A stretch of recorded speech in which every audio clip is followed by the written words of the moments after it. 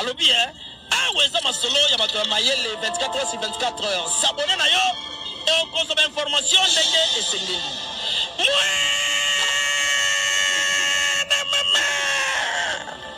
ya biso na bino 24 heures ya information ya culture na biso kaka awa na micro libre et pas ya chemima ibele azalaki quelqu'un de bien maman Deborah sekaka kaka si ya parmi bato baza na matumboli na Sina nazalaki moto azali matumboli makasi mais maman Deborah parmi bayaya nyonso nde bando osilika mais maman Deborah aza moto oyo abandeka koseka.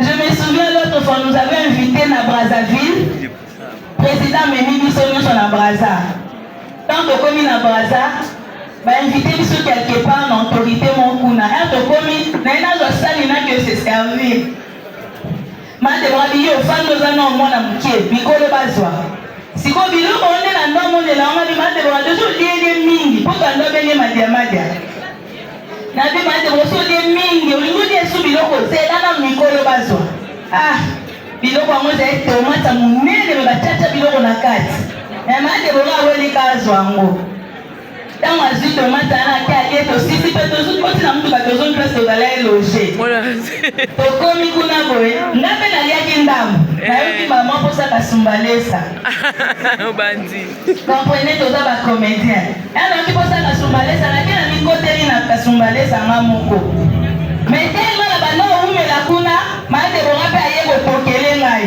kuna po bima na bima bima temo ezatao azobele la ngawala basera batona so bali ma Deborah tondo bele poilu yo kozuna so bazon ningi support bezo yoka Pako na bandaki na kozwa Julien ndekonanga Julien memelinga Pako ne Pako alobi ayebi mwana mwasi moko avandaka na Regini alobaka français bien tokende koluka ye nde tokenda koluka Deborah na koluka komona Deborah nde ngai mpe nazwa ba Brian ba Royal na ba Bindif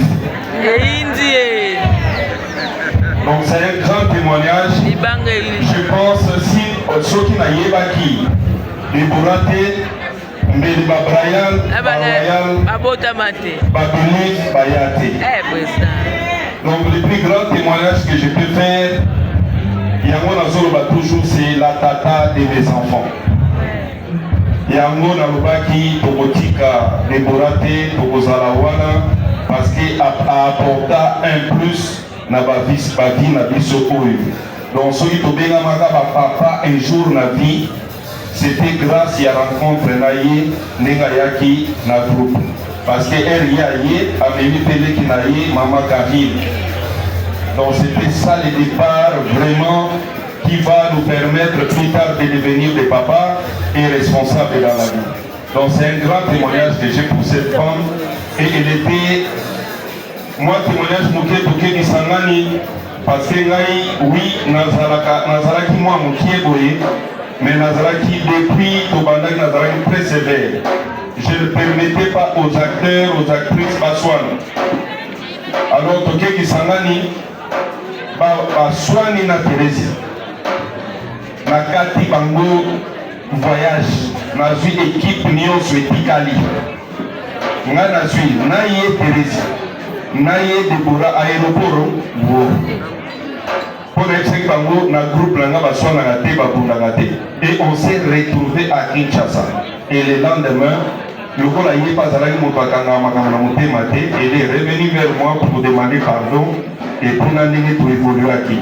Alors apportaki ebele kaka ndenge ba mama Jemima balobi apportaki ebele parce que azalaki actrice à liboso ayeli biso moi français parce que biso oui tozalaki na biso nini mais toutaki bakenga bwa tozalaki na mwa lolenge na biso nyekesa tozalaki na mwa français na biso ça passait ebandaki kolinga nango. Mais quand Deborah vient, mamie Karine vient, et je me souviens, Néné Nyongoni vient, et c'est là où on sent maintenant que le groupe a moins commis en français à Solo. Et c'était le départ. Et on a fait beaucoup de choses ensemble. Pour voyager à Bango, Tokenda, Lubumbashi. Place Baloja Kibiso, Namimani Banana Benz à l'époque. Bayebisi Biso, bon, pour le que tu as jeté pour moi, ils allaient Mali, les piscines, les allaient Kiwana. Na supuka boy na mone le mwa munene na mai. Na zoka kata ya kumona tenu pakoti deja na mai. So azalaki tellement munene mai ebimi. Abandi kumela mai. Sikoyo quelque part bense. Mutu pa ko bimise wana kaka ngai. Na salaka obligé na plonger kaka. Biso na na pensero. Tomi na coin ba beli biso. Debora. Okomi awa pona nini. Mais on y dit qu'on a jeté, déjà. Donc c'était une femme qui apportait toujours les sourires place d'Ozali. Elle apportait toujours de l'ambiance. À ta voyage, il y a des locomoko très bizarre. Il y a Braza, la même chose. À Kekolia, il y a et c'était des salaki débanda. Déborah Malembe Napolia. Rien. C'était vraiment, Kolia, c'était sa vie. Mais une très bonne personne, et je connais très bien la famille parce que c'est dans cette famille que j'ai eu mes garçons. Et Nzambe a appelé sa famille Massamba Kimia, a appelé sa papa Massamba, a appelé sa maman Santima Kimia, a appelé sa bande Konanga Nyonso Kimia. Dieu qui donne et c'est Dieu qui reprend. Soyez forts et la vie doit continuer. Mon contraire n'a pas circonstance à courir, que la famille se réunisse encore pour créer force pour qu'on n'ait plus de perte de Massamba. Nous avons besoin encore de Massamba et le Congo a besoin de tous les Massamba. Nous sommes vraiment ensemble, papa, pour continuer vos allées longues. Nous allons prendre la vie. Merci. Kolomoro tozali na palais nga na bango na lemba na sesi mabeti papa na nga nde elile ya famille ya papa na nade pa papa kufi papa leka zunga amatisi ngai na salongo epa na ye tokomi ensemble tovandi ensemble ekomai na moma moko boye nadi nabongisaki mbongo nde na palais tozalaki na petit frère na biso olinga mpe mingi sonam trésor tovanda biso nde na palais azali loba pire petit na ngai ngafai nabima na lemba nadiema makambo na ngai mpo mona utei lemba se ezali na makambo na bango par rapport asalomo na rikene donc ozali mpo na mwa vie na biso ya mwa mame malgré ezalaka alemba sikoyo nayeba makambo na ngai ndenge na ngai tovanda na ngai petit na nga tobimi touti ambiance tozongi na ntongo nauti mpona na palais eyindi nadi lelo lare na nga il faut ebima nabi lelo nini nango il faut ebima abi lelo mpena nde eza moto obima te lare nanga faut ebima lasiko na lamoi na poni na tuni problème nini olare nanga faut ebima trésor apini boye abi moto obima te moto oleka te lare nanga faut ebima parce qu'on a la mouli, mais il y a des gens ok, attends, il y a pas plus de temps, il moi, il faut être humain. Si on est venu au moteur, il y a aussi une bataille. Il y a des gens qui ont combien, il y a des gens qui ont abandonné le fouiller trésor. Et un fouiller trésor, si ce fouiller trésor dans la poche, après ça, il peut même le rendre à moi, il dit la bouteille fouiller, il y a un but. Tu sais, il y a un appel, fouiller.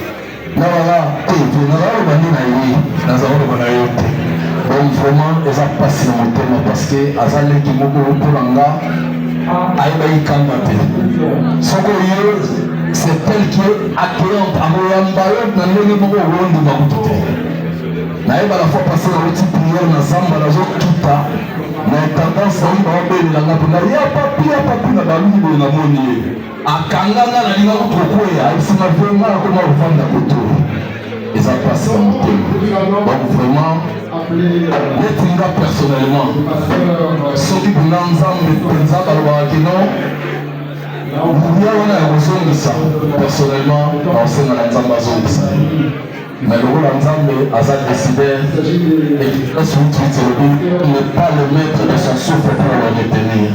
Il y a moins de Tosangi Makoki on a libota. Parce que non seulement Bisso, Ataba Ninga et Nadine, c'est que Tosangi na force wana pour qu'on ait besoin de la bombe. Parce qu'Azaraki très utile. Nadine a salama comme le pelé au bateau sous éviter. Nadine a rappelé le Komoko un trop tôt le matin. Nadine a tourné la porte à tout voir moi dans la balabala. Nadine a joué moi on a prendra soin de lui. Ça fait très mal.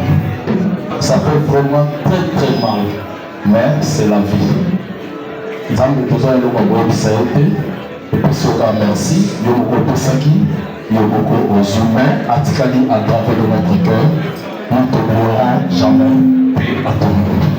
Merci beaucoup, Yapapi, et à l'âme de notre sœur Nadine. La maman Karine a pu témoigner. Comprenez que les familles, et ça fait que Baboy me passe. On a eu courage. Et ça passe pour le bas même. On doit faire avec. On est père de la biso. Où est marqué pour la tina des programmes. Je voudrais un peu parler par rapport à mon travail. C'est que je suis devenue aujourd'hui, c'est grave. Interprète. Parce que Nazaki, il s'est fait que, comme Sinark et Zaki a besoin de faire qu'on s'exprimer très bien en français, et du coup, ma soeur a proposé à participer à la groupe Sinark. Mais c'était un peu difficile pour moi, je ne voulais pas. Mais après, on a eu accompagné pour faire ça. Il fallait que Nas et Nas m'a tourné ensemble. Et j'ai gardé beaucoup de souvenirs pour elle parce que c'est vrai, dans la famille, il y a des problèmes qui arrivent, on a des disputes. Et ma soeur était une personne, il n'y a même pas 2 secondes, elle tourne vers toi, elle te pose une question, comme si rien n'était. Et je me rappelle, il y a quelques années, je pense que c'est l'année passée ou l'année dernière, j'étais fâchée contre elle. Et elle m'a fait un audio de 32 minutes. Et en plus, elle est allée dire à tout le monde que j'ai bélier, à Kaïsini, on allait au bélier. Et moi, ça m'avait vraiment affectée. Mais après, elle est revenue vers moi pour me demander pardon. En fait, c'était une personne qui ne gardait pas la colère, même si elle ne s'est jamais avec ma mère ou avec mes frères et sœurs. Elle était toujours la première personne à demander pardon sincèrement. Et même dans le groupe Sinark, Azaki tout mon mais Azaki Moutoumora aussi examiné sur la et puis après elle oubliait. Je ne pourrais pas parler du nom passé, mais c'est Dieu qui a voulu, c'est Dieu qui a permis, parce que la Bible dit dans toutes circonstances, et quand il y a la mort, c'est parce que c'est Dieu qui permet. Et je sais que ma soeur, c'est Dieu qui a permis qu'elle puisse mourir, qu'elle soit en paix, qu'elle repose en paix. Parce que dans les dernières minutes, elle s'est vraiment convertie vers le Christ. Et je sais qu'elle est morte dans le Christ, parce qu'elle s'est repentie dans les derniers jours. C'est ce qui me rend joyeuse, c'est ce qui me rend vraiment... c'est ce qui me rend en paix, en fait. Ça me donne la paix quelque part, parce que je sais qu'elle est auprès du Père. Nadine avait un cœur vraiment en or, parce que quand on venait le dire, frère Jeff, il a dit ça. Mais quand on était encore à âge avancé, on avait recueilli une petite fille de 6 mois, moi et elle. On l'avait abandonnée dans la rue et on a adopté dans notre famille. Et cette fille aujourd'hui, elle est en Europe, elle est en Italie. Et on l'appelait bébé Sinark parce que ma soeur l'a ramenée tout le temps dans Sinark Et elle n'avait pas de cheveux, elle avait juste un petit chignon juste là. Et ma soeur, elle mettait des petits chouchous et tout le monde s'est moqué de la petite fille en rigolant quoi, parce qu'elle faisait des trucs sur la petite fille en fait. Et elle nous laisse qui a 30 ans aujourd'hui, parce que ma soeur, ils sont vraiment à l'âge trop jeune, et une fille et un petit garçon de 14 ans, que nous allons vraiment leur chérir, parce que c'est la seule chose que la vie nous a laissée. Et en plus, elle nous a encore laissé une petite fille, ça veut dire que son fils a aussi une petite fille. Donc Nadine a commis ce biseau. Moïse a commis ce biseau à Coco. Je rends grâce à Dieu. Et je remercie tout le monde qui est venu en ce lieu pour nous assister. Merci de perdre une personne très chère et une personne qui est juste avant moi. Donc j'ai une forte douleur parce que celui qui était derrière moi était parti en 2019. Je n'étais pas présente. Aujourd'hui, je perds ma soeur qui était avant moi. Je retire mes larmes parce que je sais qu'elle est auprès du Père et les deux sont en paix. Merci beaucoup pour votre présence. Merci beaucoup pour la présence. Elle est auprès du Père.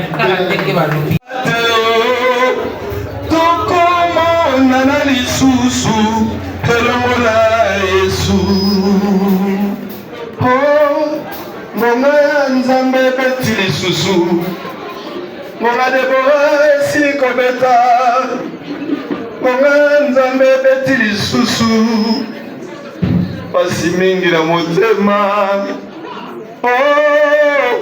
mabende kozanga Yesu mabende ezali lisumu na mokolo ya suka toko. Allez, courage, Julien, courage. C'est bon, maintenant. Namokolo asuka to okuta. Elongo na masi. Allez, courage. Merci Seigneur. Donc, Dieu a permis que cela soit ainsi. Si ça ne dépendait que de nous, nous avons tout ça à Nyonso pour nous dévorer Bika. Mais nous avons passé du choix là. Nous avons passé nous avons retiré. Donc, on ne peut que dire grand merci à l'Éternel.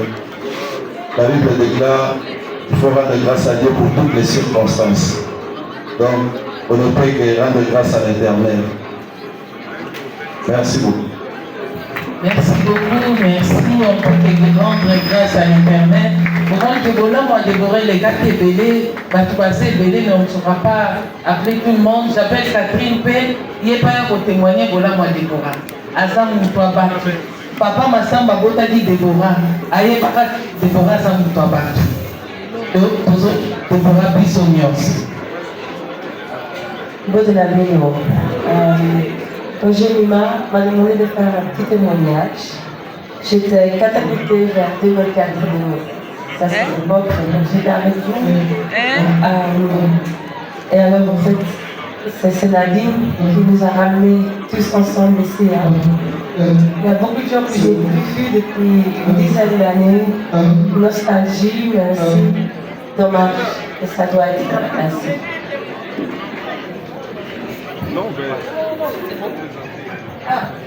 Bato bakomona yo bazoyeba te père tozwaka banana Benz mondele yango yeye azalaki chef ya banana Benz.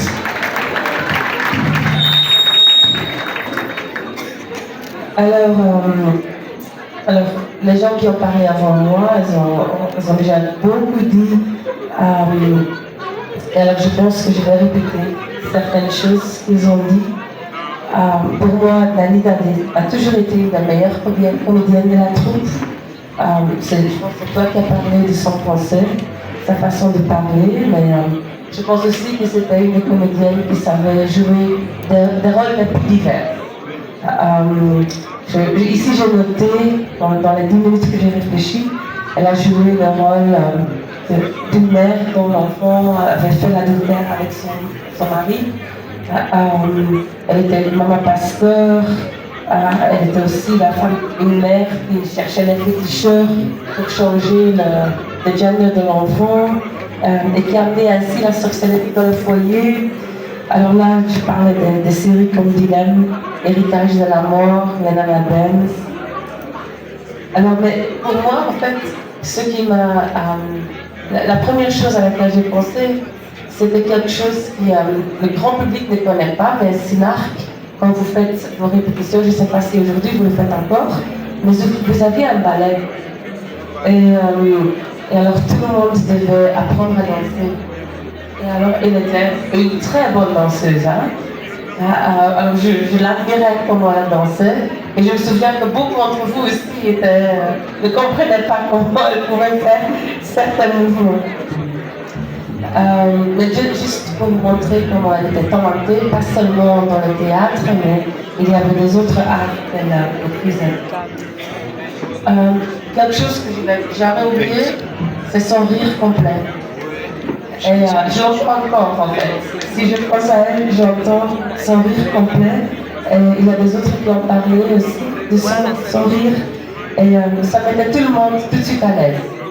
Même s'il y avait des petites tensions, des petites frustrations, si Nadine, elle commençait à rire, c'était comme un soulagement pour tout le monde. La dernière chose que je veux dire, c'est que, et là je répète, Jemima, par exemple, qui a dit que c'était une femme avec un grand cœur qui se battait. Et alors, je me souviens, une fois, je voulais l'interviewer, elle avait ouvert une terrasse à Rompangaba.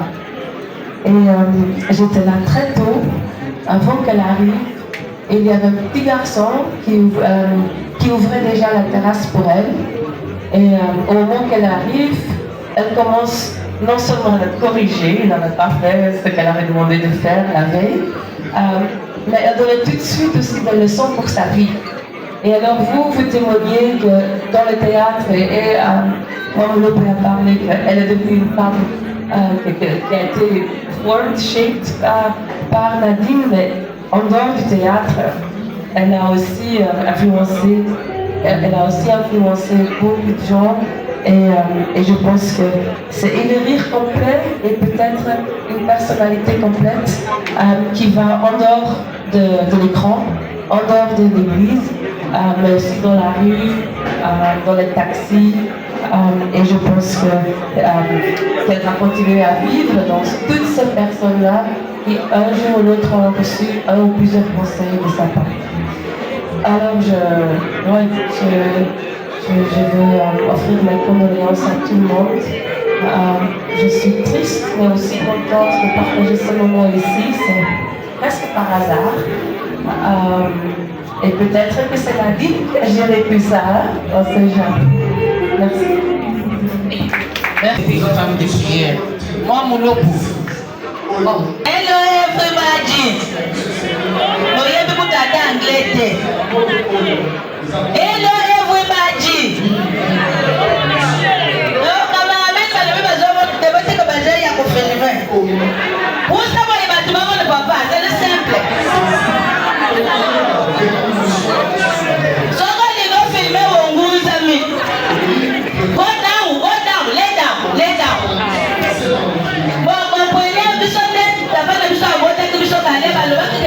Vous serez éparpillés. Mais tout ce que les États-Unis, mais tout ce Europe, voilà pourquoi nous avons un accès à Amérique. Vous avez gagné dans les autres, mais soupe, attends, le pays n'a pas changé. Vous avez gagné. Yo gagné, tu m'as dit. Look at your face. Look at your face. Comme nous enseignons, les Français ont eu I'm trying to say this. Listen. You still alive? Parce que la congrégation de l'Iran était à Gangé. C'est le simple. Il y a rien à voir avec le bon papa. C'est simple. N'a jamais quitté. Na yebe simino.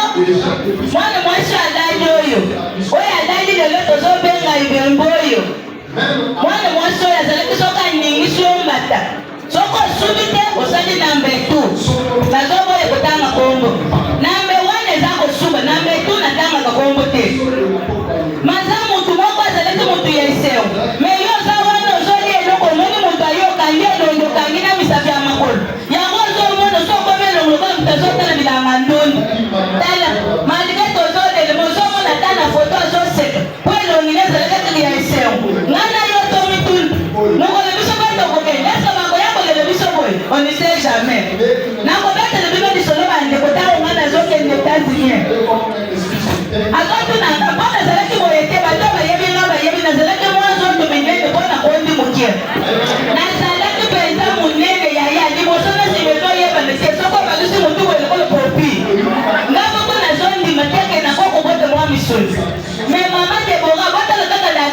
ndenge azalaki natumboli ye alobi lelo nazokoma moloko na kofandela ye nakimi na chambre hotel place tobatamaki bandeko mama Debora alandi nga te kuna eka ye akoti bandeko mama Debora alalelaki ngai nazomonana te président akomi koluka moloko aza wapi ngai na se ya mama Debora alobi lelo lokola matomboli eleki okomoni ngai na se kuna mama Debora alaleli babandeko na bandeko yebisa ye na jini bomelanga moto limbisa ngai alobi lelo nakobeto mpo olekisi bandeko eka na yebise aya na jini ya yoko na ngai ayokelinga mawa telemi soki omoni biso mpenza tolongwe mosika mpo toya kolela parceke silaka ekomaki famille yango tolobi tozolela na manière moko spéciale toza bana nzambe tozosala komedi tozoyembela nkolo tozolela na jini mpo moto akei azalaki motema malamu motema monene yaya nga nazalaki soki na ye nalati polo singa sute ezobaluka boye lokola trato tu okomona bengi kati yango mwana oyo pode mimi singa sute endingami boye wana na nyolisi singa sute na bongisi lelo soki na yebi mesinga sute ezalaka tutwa grâce ya mashalali oyo yo nanga soki tokufi bakokanisa biso na nini na mokili totambole bien na mokili tozala na bolimo zala na komikitisa azalaki motu moko abandi akotala ndenge aza to yo okoti sinaka lelo akoyamba yo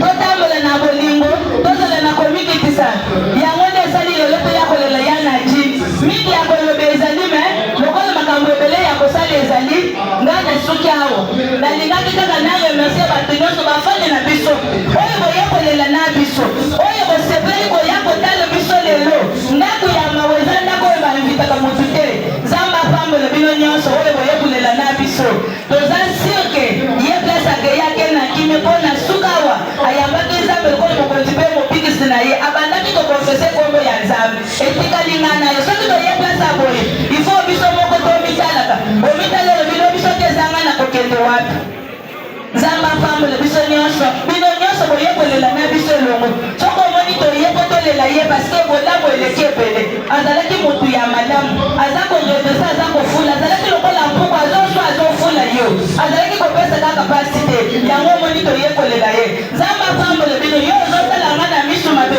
motanga na ngolo ecuba yo yo ye kotala biso na miso mabe motanga na nzambe ecuba yo okende okutana na libanga okuta nozoka kola apambola bino. Merci beaucoup, moi, Moloko, merci. On est en matière de biso à Kolina. Tout ça, Titongo, Naba. Chocomunene boy. Chocomunene boy, non. Et chocolat ici. Grâce à la mibali na biso, ah, qui te l'a pour la mibali na biso. Sola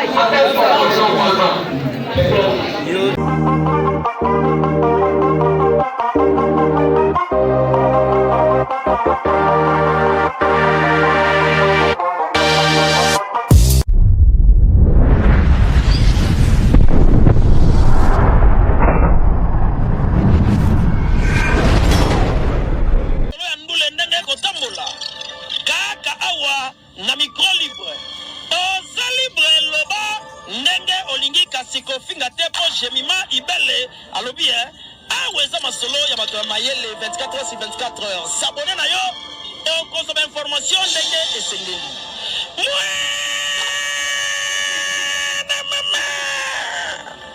ya biso na bino 24 heures ya information ya culture na biso kaka awa na micro libre epai ya jemima